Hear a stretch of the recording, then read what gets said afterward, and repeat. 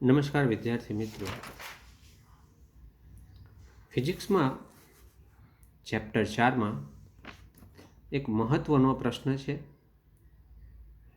આ પ્રશ્ન વારંવાર પૂછાયેલો પ્રશ્ન છે અને આજે જ આ પ્રશ્ન તૈયાર કરી દેશો. બાયો-સાવર્ટના નિયમથી વિદ્યુત પ્રવાહ ધારિત રિંગની અક્ષ પરના કોઈ બિંદુએ ચુંબકીય ક્ષેત્રનું મૂલ્ય મેળવવાનું છે. આના માટે આકૃતિ તમે જોશો, આમાંથી આ રિંગમાંથી આઈ જેટલો પ્રવાહ પસાર થઈ રહ્યો છે. આ આઈ જેટલા પ્રવાહના કારણે આ રિંગની અક્ષના કેન્દ્ર પર કોઈ બિંદુએ ચુંબકીય ક્ષેત્ર કેટલું ઉદ્ભવે તે આપણે શોધવું છે. આના પહેલાં આપણે અગાઉના પ્રશ્નોમાં બાયો-સાવર્ટનો નિયમ ભણ્યા હતા. તેમાં આ કોઈ એક તાર છે જેમાંથી આઈ પ્રવાહ પસાર થતો હોય, તો આ તારના કોઈ એક નાના ભાગને આપણે ડીએલ લંબાઈનો એક નાનો ટુકડો લઈએ અને આઈ પ્રવાહ એમાંથી પસાર થતો હોય તો એ આઈડીએલ પ્રવાહખંડ કહેવાય.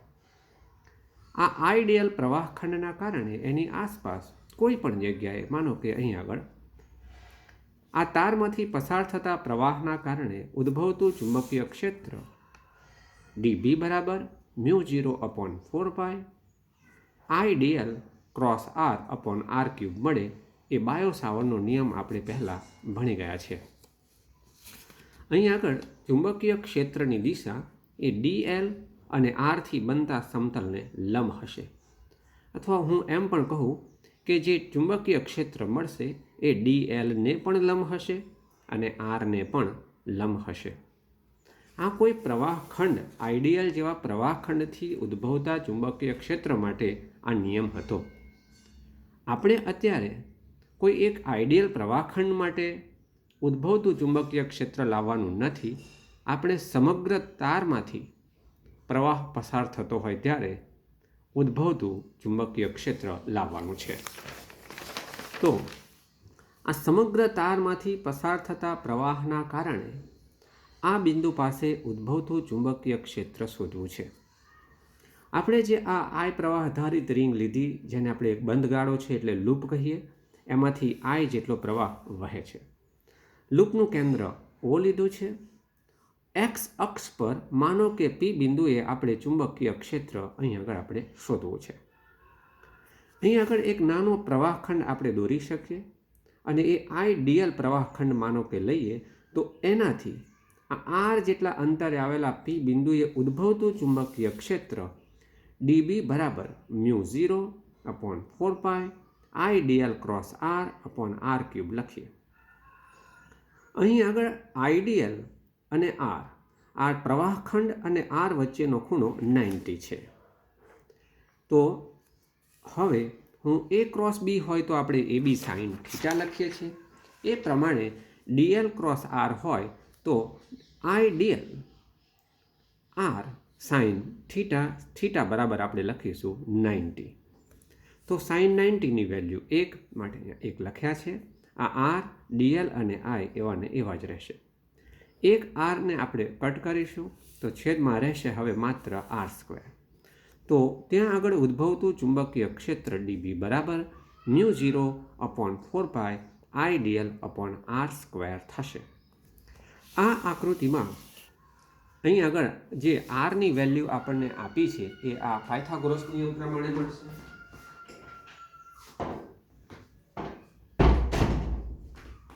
પાયથાગોરસ નિયમ પ્રમાણે આપણને મળશે કે કર્ણનો વર્ગ બાકીની બે બાજુના વર્ગોનો સરવાળો. તો r² બરાબર r² capital R² plus x² થશે. તો અહીં આગળથી આપણે આ આરની વેલ્યુ દૂર કરી એની કિંમત મૂકી દઈએ. તો હવે આ સૂત્ર જે છે તે આ પ્રમાણે લખાશે કે ડીબી બરાબર μ0/4π I dl upon r² plus x². કારણ કે r²ની કિંમત આપણે અહીંયાથી આ પ્રમાણે ત્યાં મૂકી. અહીં આગળ આપણે ડીબીના બે ઘટકો વિચારી શકીએ. કારણ કે ડીબી અત્યારે જે મળવાનું છે અહીંયા સૂક્ષ્મ ખંડને કારણે મળે છે, માટે એને આપણે ડીબી કહીએ છીએ. અહીં આગળ ધારો કે એ એક્સ અક્ષ સાથે થીટા કોણે આપણને મળે છે ચુંબકીય ક્ષેત્ર. ચુંબકીય ક્ષેત્ર જે અહીં આગળ ઉદ્ભવે છે એ આ દિશામાં છે, જે એક્સ અક્ષ સાથે માનો કે થીટા કોણ રચે છે. તો આ સ્થિતિમાં આ ડીબીના બે ઘટકો આપણે વિચારી શકીએ. ડીબી એક્સ, આ એક્સ અક્ષની દિશાનો, એક્સ અક્ષને સમાંતર ઘટક, અને એને લંબ એ ડીબી, જેને આપણે ડીબી અને આ લંબની નિશાની કરી છે. એ પ્રમાણે આપણને બે ઘટકો મળશે. વિદ્યાર્થી મિત્રો, અહીં આગળ એવી ઘટના બને છે કે જે આ ડીબી જે છે એના બે ઘટકો જો આપણે ધ્યાનમાં લઈએ, એક ઉપરની દિશામાં તો એવો જ નીચેની દિશામાં પણ મળે છે, અને એના કારણે જે લંબ ઘટક છે એ અહીં આગળ કોઈ પરિણામી અસર ઉપર ઉપજાવતો નથી. એટલે કે લંબ ઘટકને કારણે ત્યાં ઉદ્ભવતું જે ચુંબકીય ક્ષેત્ર છે એ એની પરિણામી અસર શૂન્ય હોય છે. સમાંતર ઘટકને કારણે આપણને ત્યાં પરિણામી ચુંબકીય અસર જોવા મળે છે. તો આપણે જે મેં વર્ણન કર્યું તે પ્રમાણે અહીં આગળ કે ડીબીના બે ઘટકો, એક્સ ઘટક કે જે એક્સ અક્ષને સમાંતર હશે એને આપણે ડીબી એક્સ કહીશું, અને એનું મૂલ્ય ડીબી કોસ થીટા કહીએ, એ પરિણામી અસર આપશે. એક્સ અક્ષને લંબ ઘટક જે છે ડીબી, જે આપણે આ રીતે દર્શાવ્યો છે ડીબી સાઇન થીટા, એની પરિણામી અસર શૂન્ય હશે. તો પી બિંદુ પાસે જે આપણને પરિણામી અસર જોવા મળે છે એ માત્ર ડીબી એક્સના કારણે છે. તો આ જ કિંમતે હું અહીંયા આગળ લખું છું ડીબી એક્સ બરાબર ડીબી કોસ થીટા. ડીબીની વેલ્યુ આપણે હમણાં ઉપર મેળવી છે, μ0/4π IDL r² + x². આ જે કિંમત છે એ અહીં આગળ આપણે ડીબીની કિંમત મૂકી દઈએ છીએ. તો આ જે બ્લુ રંગથી તમે લખેલું જુઓ છો એ ડીબીની વેલ્યુ છે. કોસ થીટાની કિંમત આકૃતિ પરથી તમે જુઓ તો કોસ થીટા એટલે પાસેની બાજુ છેદમાં કર્ણ થશે. તો એ સૂત્રને આધારિત અહીં આગળ જો કોસ થીટા આપણે લખીએ તો આ કોસ થીટા માટે આ પાસેની બાજુ થશે, આ કર્ણ થશે, એટલે r/r એ કોસ થીટાની વેલ્યુ થશે. તો કોસ થીટા બરાબર કેપિટલ R/r થશે. હવે ડીબીની વેલ્યુ આ મૂકી, કોસ થીટાની વેલ્યુ r/r થશે. પરંતુ સ્મોલ r એટલે શું? તો અહીંયાથી તમે સ્મોલ r જે છે એની વેલ્યુ આ વર્ગ દૂર કરશો તો આ વર્ગમૂળમાં આવશે. વર્ગમૂળ એટલે એની ઘાત 1/2 લખાય. તો એ જ કિંમત અહીંયા ડાયરેક્ટ મૂકવામાં આવી છે. આમ આ ડીબી જે જૂની કિંમતો આપણી પાસે હતી તે લખી છે. કોસ થીટાની કિંમત r/r થાય, આ r લખી દીધા છે. સ્મોલ r ની વેલ્યુ r² + x² 1/2 થશે.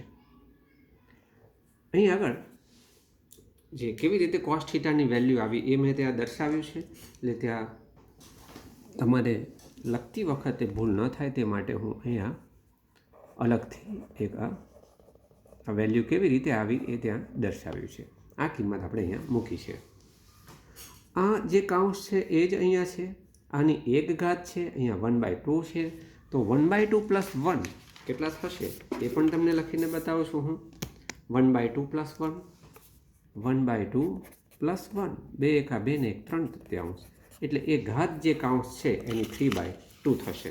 આધાર સરખા ગુણાકાર ઘાતાંકનો સરવાળો થાય એ સિદ્ધાંત પ્રમાણે આ જે કાઉન્સ છે એની એક ઘાત, આ કાઉન્સ છે એની 1/2, એટલે આ ને આ થઈ અને ઘાત થશે 3/2. બાકી બધા જ મૂલ્યો એના એ છે μ0/4π IDL r/r² + x². આ લાવ્યા એ માત્ર આઈડિયલ પ્રવાહખંડ જે નાનો લીધો આપણે એના કારણે છે. પરંતુ સમગ્ર રિંગના કારણે ઉદ્ભવતું ચુંબકીય ક્ષેત્ર એ વધારે હોય. આ જે ચુંબકીય ક્ષેત્ર આપણે મેળવ્યું એ માત્ર અહીંયાના આઈડિયલ પ્રવાહખંડને કારણે છે. તો એવા બધા જ પ્રવાહખંડોથી ઉદ્ભવતા ચુંબકીય ક્ષેત્રનો અહીંયા જે ઉદ્ભવતું ચુંબકીય ક્ષેત્ર શોધવું હોય તો બધા જ પ્રવાહખંડોથી મળતા ચુંબકીય ક્ષેત્રોનો આપણે સરવાળો કરવો પડે.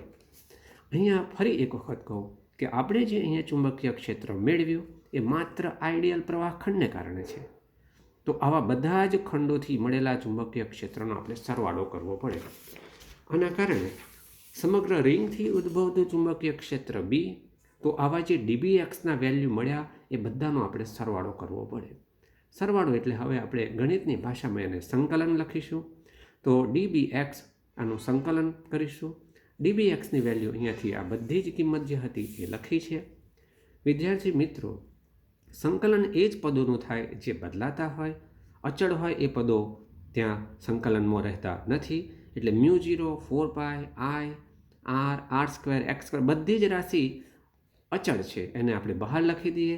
તો અહીંયા જે માત્ર ડીએલ છે, પ્રવાહ ખંડ આપણે જે ધાર્યો એ એનો જ સરવાળો કરવાનો છે. કોઈ પ્રવાહખંડ આ પ્રમાણે આઈડીએલ લેશે, કોઈ આનાથી વધારે પ્રવાહખંડ લઈ શકે. તો પ્રવાહખંડોનો સરવાળો કરવાનો છે, માટે એ પદ આપણે અંદર લખ્યું છે.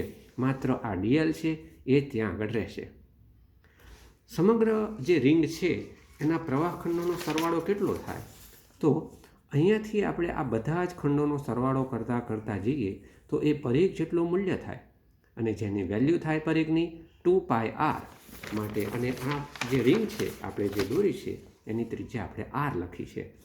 તો ત્યાં આગળ હવે 2πr વેલ્યુ આપણે લખીશું. અહીં આગળથી પાઈ વેલ્યુ જશે 2 અને 2 2 દુ 4 એટલે 2 જશે. આ r અને r એટલે r² થશે. તો હવે એ સૂત્ર લખાશે તે b બરાબર μ0 I r² થશે. અહીંયા છેદમાં 2 રહેશે. r² + x² એની ઘાત 3/2 થશે. આને આપણે સદિશ સ્વરૂપે લખવું હોય તો આપણે x અક્ષનો ઘટક જે છે એની જ પરિણામી અસર છે, માટે x અક્ષની દિશાનો એકમ સદિશ અહીં આગળ દર્શાવ્યો છે.